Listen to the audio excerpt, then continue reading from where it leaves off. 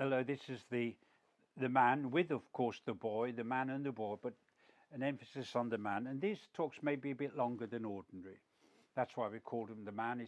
It's not only what I felt as a child in my tender years with the formative brain and the truths that God was given to me, but this is some of the reflections that I've had over the last 60 years, since those early days, 67 years ago. It's a long time, 67, doesn't it?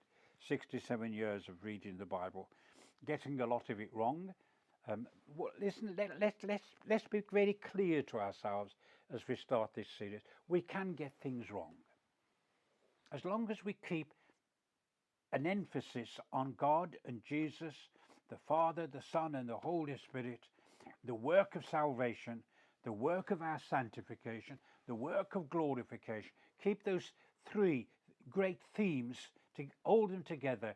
And if we divert from those paths from time to time, as long as we keep coming back to them, we make them our foundation, the things that we passionately believe in, and a part of who we are. Then if sometimes in our reflections we may divert, as I will do in Genesis on some points, which we mean these are suggestions which we may be happy to disagree on. That doesn't matter. That actually does not matter. As long as we're searching to hear the voice of God speaking to us and have its impact upon us. We come to Genesis, anyway, the first book of the Bible, and we all know the opening words, that God in the beginning created the heavens and the earth was without form and void. What are we to make of these opening words? Well, in the Bible, there are two heavens talked about, and some people will talk about the third heaven.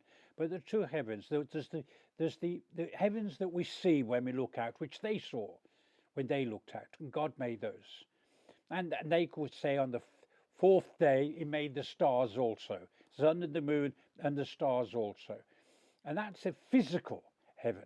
But when we have, in the beginning, God created the heavens and the earth, He's talking about two places that were inhabited. The one heaven inhabited by angels, God Himself, of course, heaven is my throne, and the other one inhabited by humans and the animal world and the living things that belong to this world. That's what we have in the opening statement, than in the beginning. So we are already going the other side of any kind of science. We're saying that we're not dealing with it, you see.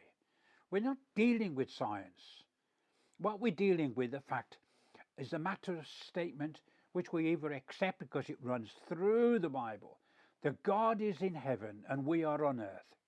And there is a relationship between heaven and earth.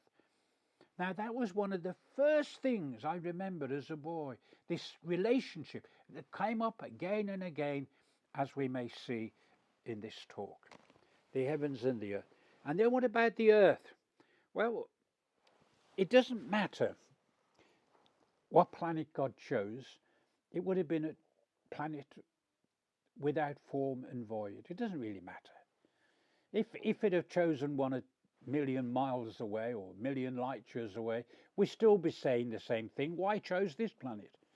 He chose a planet. That was God. And the planet was without form and it was empty. In other words, it was misshaped. It wasn't attractive. It wasn't beautiful. Or to put the negative, it was ugly. And then it says it it was empty. Now it seems strange because it was covered with water. You say it was full of water, but it was empty of life. It had no fish, it had no animals, it had no birds. It was empty. Let's first of all see that. And when it talks about the Spirit of God being round the world, that in some translations that word Spirit is wind or mighty wind. What it meant to convey to us that God is everywhere, and God was everywhere around this planet. And scholars have told us that the hovering of the wind, the movement of the wind, was one like a hen does with her chickens, where she cares for them. The movement was the movement of care. It's as if the Spirit of the living God was saying, I care for this place. It's empty and it's ugly, but I care for it and we can do something. And then what we have in the opening chapter is something that's quite dramatic, that God says, let there be light. It doesn't say he creates light. The light that's created that we see in the sun and the moon is day number 4. It's saying, let me shine on this planet. Let there be light. That would be used by the Lord Jesus Christ when he said, I am the light of the world. That would be used by Paul when he said the light that's, when God said, let there be light shining out of darkness, it's the same God who shone the light into our hearts by his Holy Spirit. When what? When we saw the gospel in the face of Jesus. We had the light of God, the revelation of God. And this says, when it's the light on this very first day, is the light of illumination. And it gives to us not just the beginning of life, which many people would say, of course, you need light in order to get life. But what he's saying is that there is the closeness of God's light, illumination on this thing that's ugly and the thing that's empty. And on this planet that is chosen, called Earth, he begins to work now, I think slowly, although there could have been literally 24 hours. It doesn't matter to me if there were 24 hours or 24 billion years. But God was working. What was he doing? Well, he spends the first 3 days undoing the ugliness of the planet Earth. The Earth was ugly, and he wants to make it beautiful. And beautiful it did. And all over the place you begin to realize it got the seas together, the oceans together, the mountains are formed, the hills and the valleys, and the green lushness and grass and plants and birds, and not birds yet, but plants and bushes and trees, etc., etc. He has an abundance of life, plant life, bush life. And the next 3 days, what does he do? Well, he starts doing the second half of the negative. It was empty. Well, he starts filling it. The sea is full with fish, all kinds of fish, large and small, quick and slow, and so on and so forth. And the land, again, the skies, birds in the sky, and the land is full. And then he makes man in his own likeness, after his own image, and says, multiply and care for the world. This is your world, your responsibility. You are not made like them. You are made in my image and after my likeness. And my image and my likeness, I care. You care. I love, you love. And that comes through. I call this the unfolding love of God in creation. Wave after wave after wave after wave after wave. 6 days of turning the negative to a positive, the ugliness to beauty, and the barrenness to life, the void to substance. Now, when I was a boy, I can tell you now, this first chapter affected me more than any other passage of the Bible. Maybe because I wrote it out quite a few times, a dozen or so times, in order to get my writing down to a size that was workable, copying out size. But something of its truth entered into me. And when I started on the New Testament, that reinforced what I read in the Old Testament. What was the truth? The truth was that my life was like that rock called planet Earth, ugly, empty, nobody, nothing, abused, battered, now left school, nothing, no future, errand boy. And God was saying, I'll work on you and I'll make you both beautiful and useful. Usefulness and beauty. Now, when you get to the word good, I didn't realize at the time, I underlined the word good in my Bible as I went through, and it comes up, as you know, many times, and it was good, and it was good, it was good. Later on, I began to realize that two ingredients of goodness, and there's many more and much more to it than we'd realize, but two ingredients of goodness was beauty and usefulness. Beauty and usefulness. It was good. God was saying it was good, and when he completed the work, it was very good. I didn't understand the Sabbath. I just felt that was a Jewish idea of maintaining the Sabbath. That's all. I didn't understand the rest. I began to understand the rest when I got to the New Testament and the 11th chapter of Matthew. And then later on in Hebrews, slowly I began to realize that what it meant was that God wanted a rest which you and I could enter into. Not for one day a week, but forever. That would last forever. A kind of, creation's done, and it's one of beauty and usefulness. Rest wasn't a rest from work. It was rest for appreciation. It was rest for understanding. And I had to learn that separately. Now, one of the things that is then mentioned, we have another story in chapter 2. The first few verses of chapter 2 really belong to chapter 1. It's the 7th there. But when we get to the new story, I was puzzled. Man wasn't made last, as we have in the first story. He's made first. And it's not in the world, it's in a garden. And in the garden, there's a lushness, but he has to bring the animals to him to be named, and hopefully to be a companion to him. Lesser animals, but they could be a companion to him. And we all know people who have a dog that's loyal to them, and when their dog dies, part of them feels they've died as well, especially when you've already lost a partner, and what you have is the dog that's there, and how loyal the dog is. Sometimes a cat, but most times it tends to be a dog. Well, he had all the companions in the world, but he wasn't happy. He was still lonely. He even had God coming to him, talking to him in the cool of the day. A daily conversation with God didn't make him happy. There was a void in him. You see, the world was made with a void in the earth.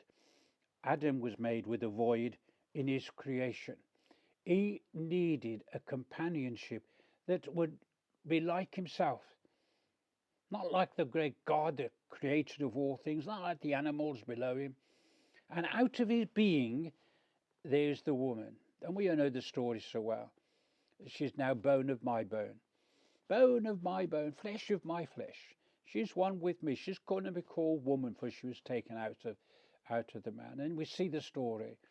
Now, Eve was last in creation.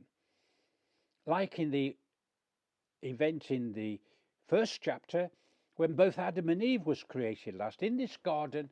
Now you're going to say to yourself, is this the same person? Is this the same creation? Well, I leave that to you. I have my own thoughts on that.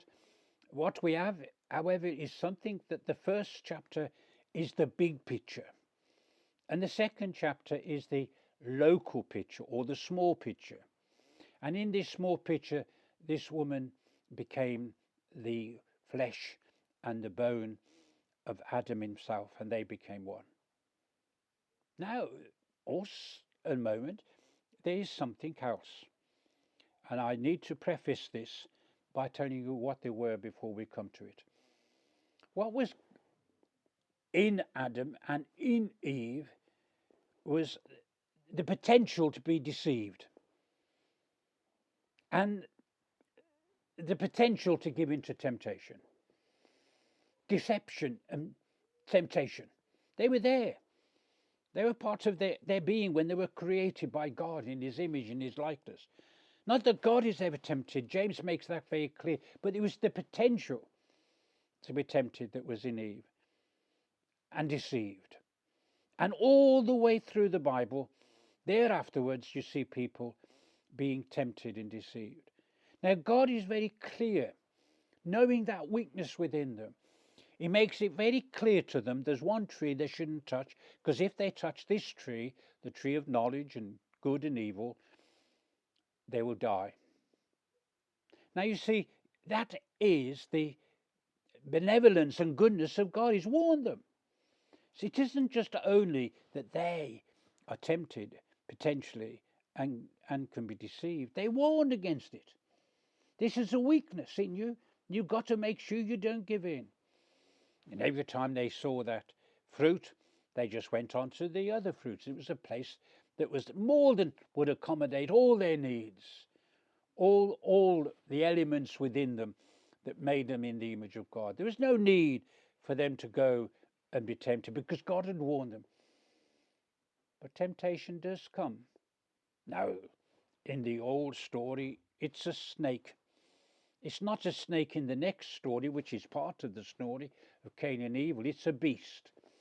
And it's not a beast when you come to Abraham and Isaac and Jacob and eventually Joseph and Joseph. It was a woman. They're all there to deceive and to offer temptation. You find it all the way through the Bible, this temptation and this deception going on. We find it, of course, in the world in which we live, in the politics of the world, in the multinationals of the world, in people who are billionaires deceive themselves. They've got 100 million, they give 10 million away, and they think they've done something good. They should have kept 5 shillings for themselves and given the rest away. It's too much for them. Too much for them. And that's all the way through the Bible, how easy it is to be self-deceived and to be tempted by an evil one. And Satan, in the disguise of a serpent, was an evil one. And we all know the story and the condemnation.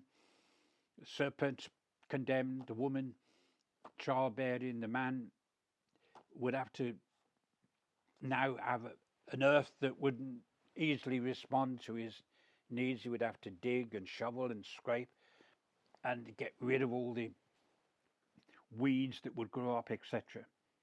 And they're thrown out of the garden. Oh, yes, God in his goodness protects them for the outside world. He gives them leather. It's one of the best kind of clothing you can have to go if you're going to go out in the outside world. But what happens when they get out in the outside world? We're not told. Did they get a house? Did they build a house? We're not told. Did they build a garden? We're not told. How did they earn their living? We're not told. What we're told is that they had physical relationships and born twins, Cain and Abel. That's what we're told. We're not absolutely told with the twins, but the language suggests that they were twins. Now, not only are we told that, we're told what happened to the twins. And we're told that the fruit of the knowledge of good and evil would come in both the children. One would be good and the other would be evil. We're told later on in the Bible, as we go through the Bible, this good and evil would continue. Sometimes in the individual. James likens it unto water that's sour and sweet, and we can drink from both so easy, can't we, as people? We can drink the evil as well as the good. The world is plagued with this good and evil. When we have the little children, we long for that lovely happiness that we see in the children to maintain. But before the age of 2, they're beginning to dictate their will and say no, no, no, no, no, no, no, no. You agree? So easy.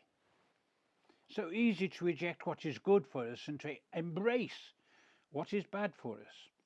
Well, in the 2 children, we pass over the development of a house and a home and all those kind of things, and we suddenly find they are bringing an offering to the Lord. And the New Testament tells us that the righteous one, which was Abel, brought an offering that made God happy, because God could work in the life of Abel. But when Cain brought it, neither God was happy or Cain was happy, because that's what happens when you don't allow God to work in your life. One was good and one was evil. We actually told in the New Testament that he was evil. We're also told that the devil from the beginning was a murderer, making a reference to his activity in the life. But however, before he kills his brother, God speaks to him. He knocks on his door, so to speak, and say, "Can I talk to you? You shouldn't be unhappy. If there's something wrong, you can put it right. If you made a mistake this time, you don't have to make a mistake next time. That can be put right." But let me tell you, Cain, you've got a monster. You've got a beast. And this beast is at your door. If you open the door to the beast, it will conquer you. But if you don't, you will conquer it. You've got nothing to give it. It's got nothing to do with you. It'll go away.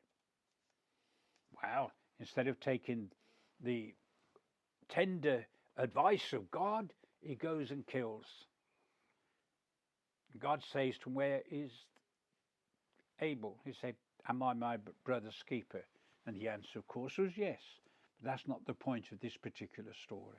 What this particular story in Genesis is full of stories, and we're not going to cover the stories like we have on this first one, but I think this is the important one that flows through the New Testament.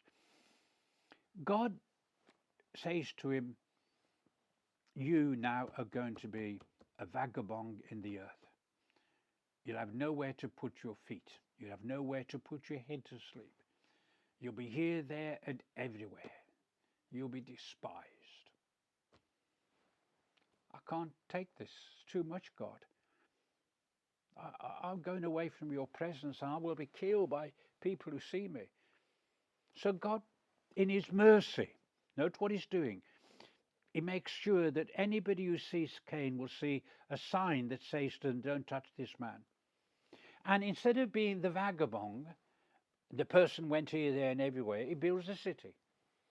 Calls its name after his son. You can read the story and the rest of your story. God was still in kindness, in love, in mercy, reaching out. Now, we don't know the end of that story. And we don't know if Cain became the Canaanites. There seems to be some kind of link. I'm not sure if that's a good one or not. But that is the story of the Bible. Let me now make where I go in a different direction than most scholars do. And remember, the scholars could be right and I could be wrong. Please accept that, but it's a thought. I don't think the emphasis of Genesis chapters 1, 2, 3, and 4 is on original sin. I think the emphasis is on death through sin. And we see that worked out in the life of Adam and Eve and in the life of Cain and Abel. And you can avoid death, which going God's way, which is Abel, who by faith, it says in the New Testament, offered up a more excellent sacrifice of Cain, being a righteous man. And being a righteous man means an awful lot in the Bible, especially the New Testament. And Cain became the evil man, and he didn't have to be. And death came upon all men, for all have sinned. Now, when you come to your sin and my sin, and your life and my life, and I'm speaking now as the man who's been on the road for 67 years of this Christian road, now in his 80s, the biggest problem has not been having Satan knocking on my door, but having deception and temptation put in my way. That's been the problem of my life. Deception, self-deception. Quite often I used to think myself better than I ought to be. I had to learn humility. So often I wanted what other people had. I had to learn not to be greedy, not to envy. Oh, I had to learn not to envy. Everybody seemed in my first 30, 40 years to have much more than I ever had or would ever have. And I had to learn not to. You see, I was self-deceived, and we are self-deceived. That's why we need Jesus. That's why we need God. That's why we need to grow like Abel did, whose blood still speaks, it says, of far better things than all the sacrifices of animals and all those kind of things. The blood of a righteous man always speaks better than all the other things. And the righteous man and his blood speaks better than all things. No, don't blame original sin. Don't say, "Oh, I've done that because of Satan, or I've done that because of Adam." Say, "I did that because of me. I sinned. I sinned. I was deceived. I've been tempted to do wrong, tempted not to do right. So often it's sins we haven't, it's good things we haven't done as sins."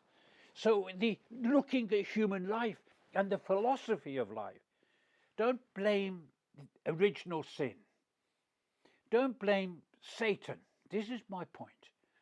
Accept the two stories together, the knowledge of good and evil, and you can have goodness in you. You don't have to have evil. You don't even have to have the knowledge of evil.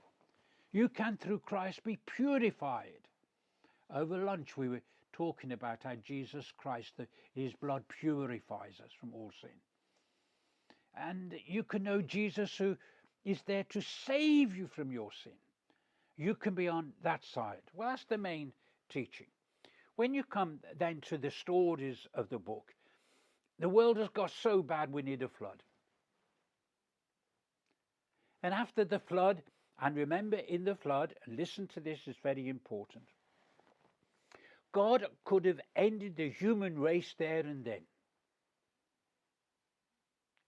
I'll get rid of everybody.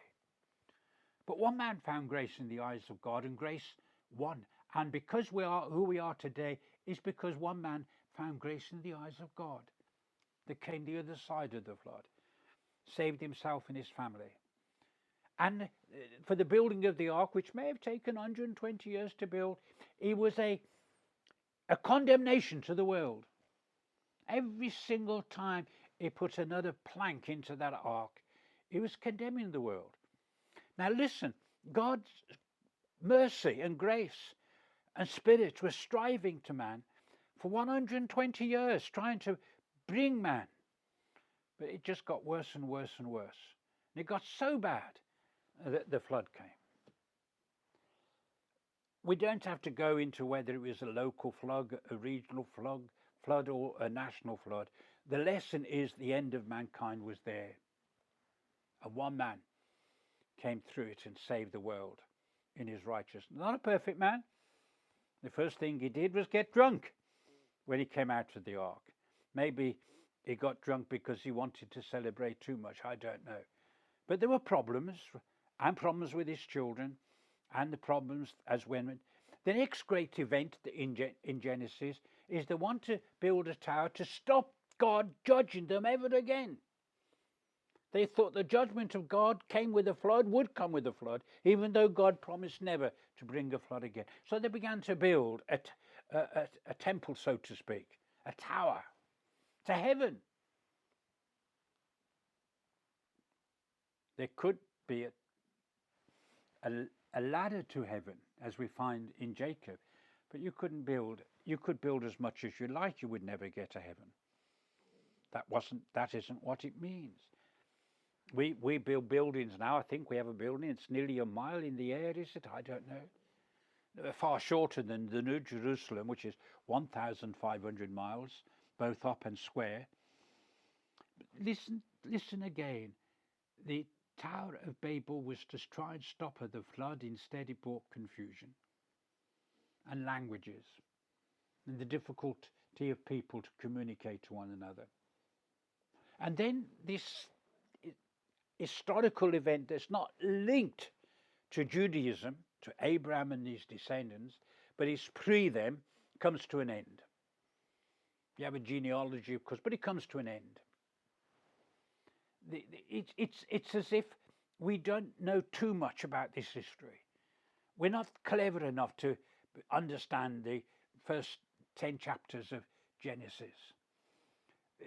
The focus now is going to be on an even smaller group, which is a family in the earth. And this family in the earth starts with the father of Abraham. And where are they? In Babylon. And where would they end up as the children of Israel?